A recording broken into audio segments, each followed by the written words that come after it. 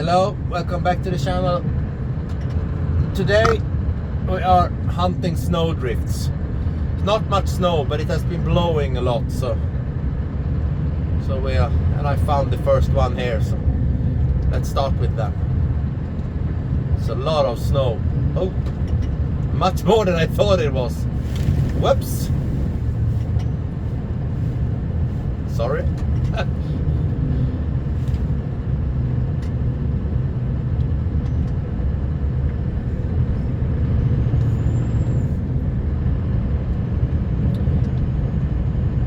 This morning started a little rough. My truck was completely out of battery, and it's good batteries, but we had another cold, really cold period of time. Like for last video, we just came out of a -40 Celsius and Fahrenheit, and Monday morning, then we had +7, 6 and 7 degrees. And then another drop in temperature, and we had I think it was right about 35, maybe 26, 27 Fahrenheit. Really cold. So and now when I called for this, I was completely out of battery. Even though the truck was plugged into a block heater, it wasn't. I was out of power. I don't know if I left something on or anything like that, but it didn't want to start. And I was parked, so I couldn't get another truck to jump start me. So I had to go get my big jump leads, and then I took my car, my daily driver, and parked as close as I could, and then I recharged the batteries with the car. And as you know, a truck is 24 volts and a car is 12 volts, so I had to first recharge one battery for half an hour, and then move the leads to the other side and do the other battery for 15 minutes. And then it started. And then the hydraulic, how do you say it? Oh, sorry, the hydraulic didn't work, and I think it was because it was too cold. But when the truck has been idling for like 15 minutes or so, they started to come back to life. Really slow. So now everything is working, but it wasn't, and I was almost 2 hours late to start. But, shit happens. It was only snowdrift. It's not that bad. The bigger roads are almost nothing. It's these small roads we have the drifts.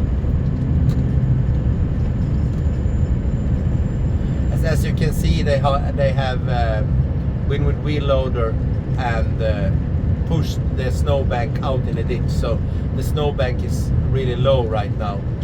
That's why the drifts are small, and you do this once or twice every season depending on how much snow you get, just so it's easier to get rid of the snow.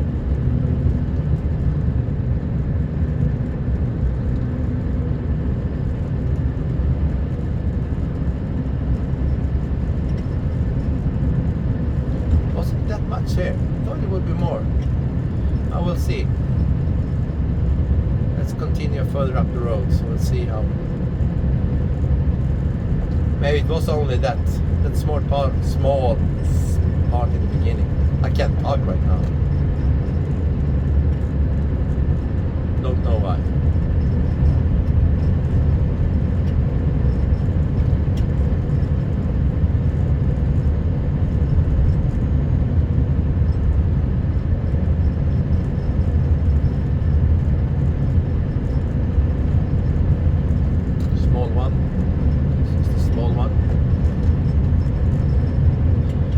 When we are on the highest point of this road, that's where the Snowdrifts used to be. So we'll see when we get there.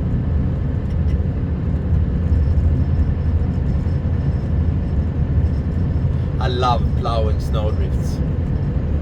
It feels so satisfying to drive into them, and the snow is flying everywhere.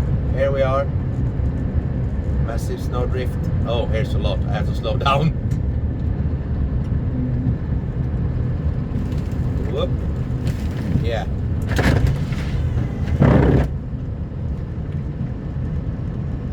It's heavy. Up, I made it through.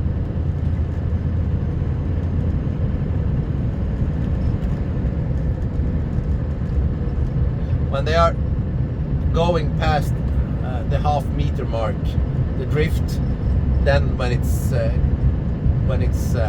coming over the plow and up on the windshield, but the snow is so cold and light, so it doesn't stick to the windscreen. It just blows away, so it isn't that bad. As long as you're prepared for it and it's not in a tight bend or anything like that.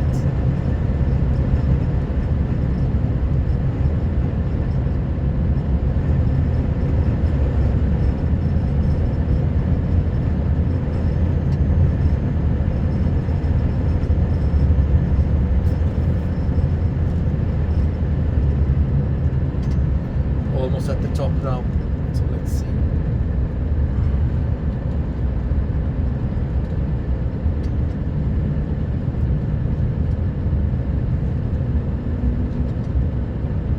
This is the perfect example of what I mean. I talked to it in earlier videos. In this light, even though I have my high beams and lights on, the poles, the side sticks, or whatever you want to call it, the snow sticks, they are almost impossible to see. There we had one.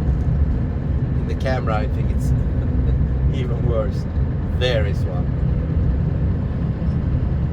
And you can see them clearer now when they have done this snowbank thing, because they have left a pile of snow around every stick, so you can see them better. And of course they don't want to remove them when they are pushing the snow. So here comes one. You see, there's a pile of snow. So now you can count how many I am missing, and it's unfortunately a lot of them that's missing. So in a couple of weeks I will go and do a resticking the road where they are missing. There is one missing, stuff like that. So that's what happens when when the weather is bad, or it's wet snow, and even when it's cold, this wooden sticks gets very brittle, so they break very easy.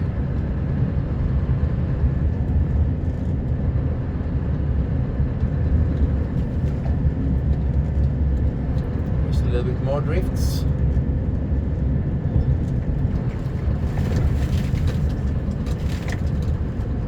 More. Bonk. Not that bad.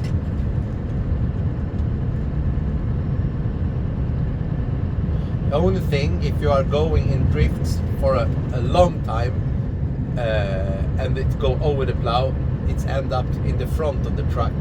And what do you have in the front of the truck? Yes, the radiator, and it gets clogged and the temp starts to rise. But it never gets so it's bad. It melts away, but you can see it on the temp gauge if you are driving in rough weather for a long time.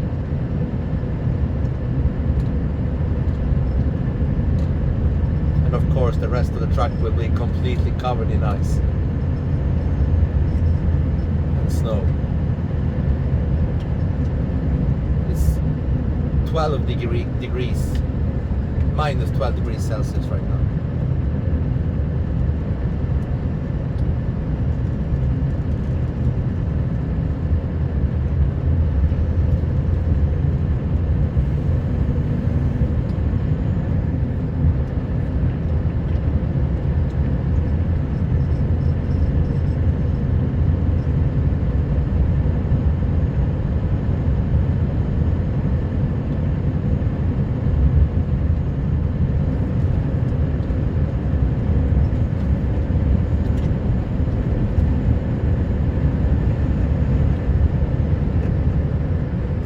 January 18th today, I think. So October, November, December, January. Yeah, we are almost at the half-time mark for this season. It's February, March, April. Yeah, we are at the half-point mark. So half season left. There's been a so far good season, and we have pretty normal amount of snow, but we haven't done much in January. We've done more in December than January. That's not that common. So the snow is here, but a massive drift. Bonk. Here we have a little. Yeah. So let's see what February has to offer. I hope we get a huge storm, anything, so we can get some fresh powder on top of this. Would be nice to go when we are going to go sled later. At the end of February, I always go to the mountains with friends to drive snowmobile for a week. And last season, excuse me using, it sucked really bad. The season before that was amazing. So but the latest season was not good.